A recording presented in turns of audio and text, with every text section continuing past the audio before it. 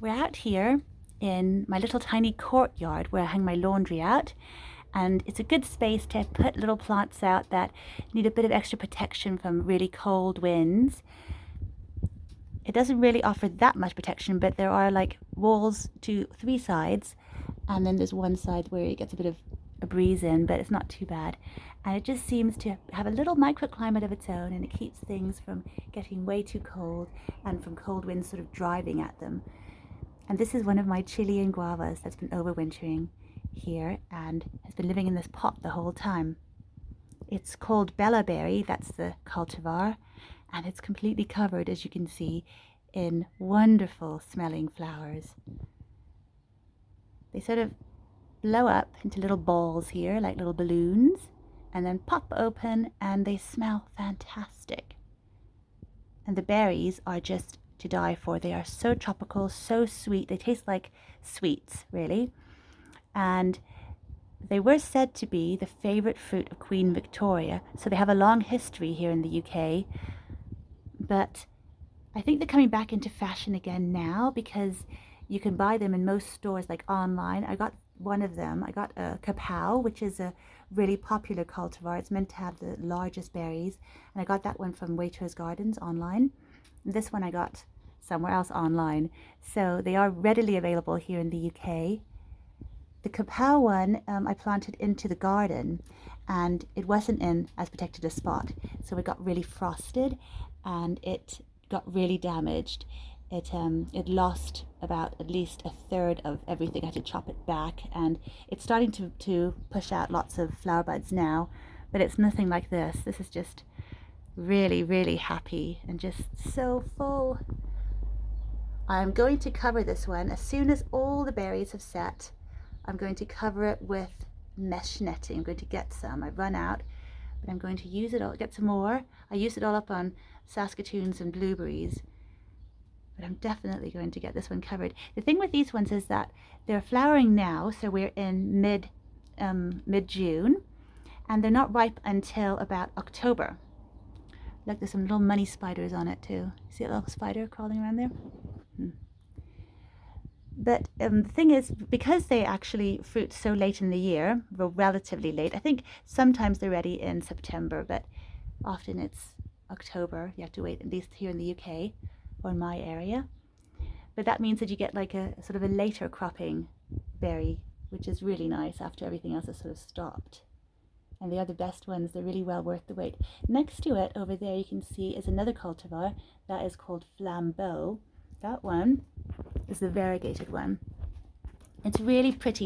These plants, they actually tend to flop over quite a bit, so I've made these little frames for them and tried to get them more upright.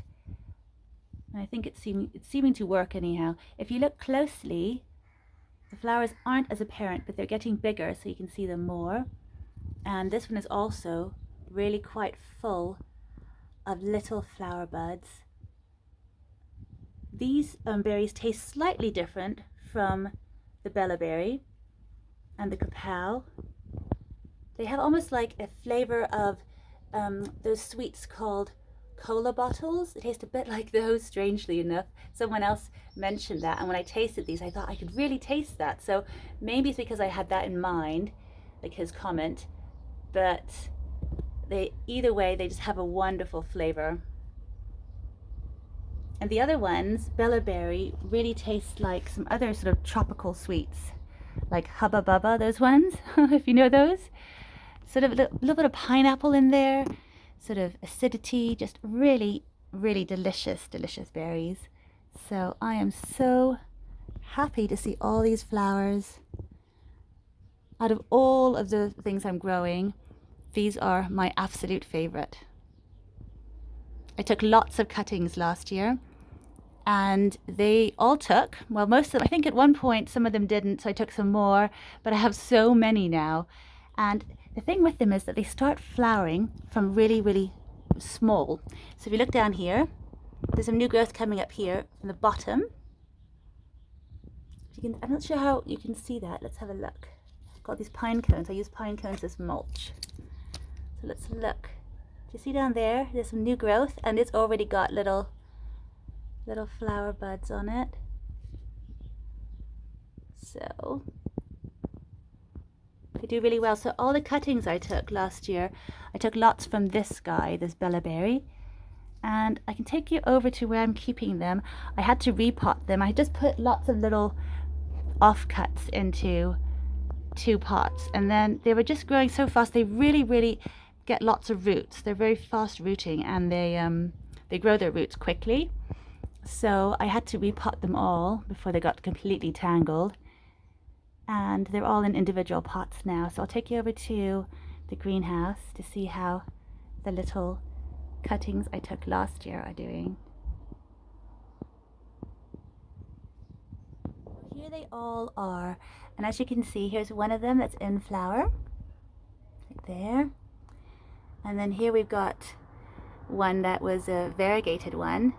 Hasn't got any flower buds on it, but it's looking good. It's spreading out lots of foliage there, lots of branches. They're doing well. Down here we have a little one. Whoops, and it's also got a little sweet flower on it. Can't really focus. Oh, there it is. That one has quite a few. You can see they're sort of turning a bit yellow now, so I think, oh, and also some of them have dropped already. So I think it's getting ready to start berrying up. I hope it's got some pollination going on. They will see. They're so small, but it's sweet anyhow. And it seems the variegated ones just really start growing lots before they even start thinking about fruit. And that's probably the right way to do it. So over here, that's a really dainty one, isn't it? Beautiful. I just think those flowers are so pretty.